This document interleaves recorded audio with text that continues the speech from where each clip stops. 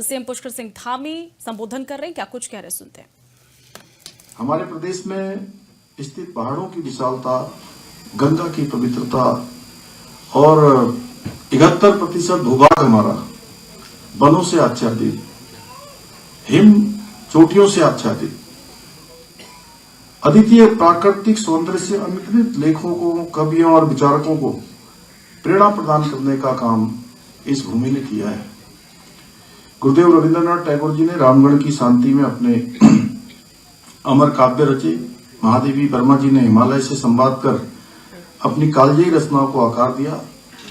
सुमित्रानंदन पंत जी ने कौसानी की वादियों से देश दुनिया को शब्दों के माध्यम से जोड़ने का काम किया। शिवानी जी ने अपने कथा संसार में उत्तराखंड की संस्कृति और परंपराओं को जीवंत किया, जबकि शैलेश मटियानी जी ने सामाजिक यथार्थ को अपनी लेखनी में पिरोकर पहाड़ का प्रेमचंद कहलाने का गौरव प्राप्त किया।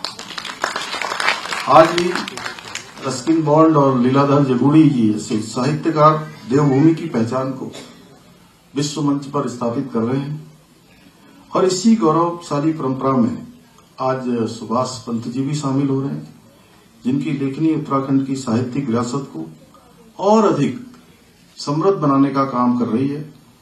भाइयों बहनों, किसी भी समाज का साहित्य ही उसका वास्तविक दर्पण होता है, जो उसकी संस्कृति, मूल्यों और विचारों को उजागर करने का काम करता है। और लेखक केवल शब्दों के निर्माता नहीं होते हैं, बल्कि समाज के चिंतक होते हैं, मार्गदर्शक होते हैं और प्रेरक होते हैं।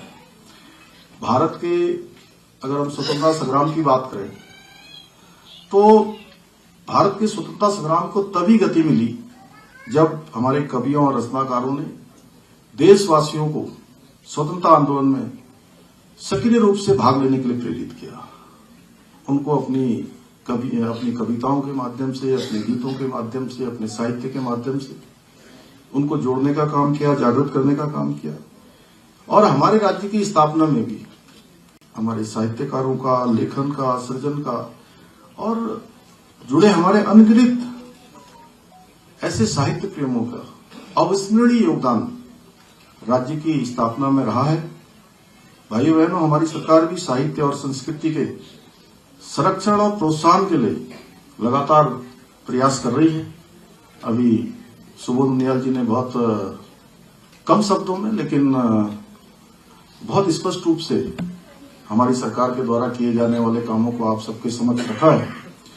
हम एक और जहां उत्तराखंड साहित्य गौरव सम्मान, साहित्य भूषण और लाइफ टाइम अचीवमेंट पुरस्कारों के माध्यम से उत्कृष्ट साहित्यकारों को सम्मानित कर रहे हैं, वहीं हिंदी सहित विभिन्न स्थानीय भाषाओं में ग्रंथ प्रकाशन हेतु साहित्यकारों को अनुदान भी प्रदान कर रहे हैं।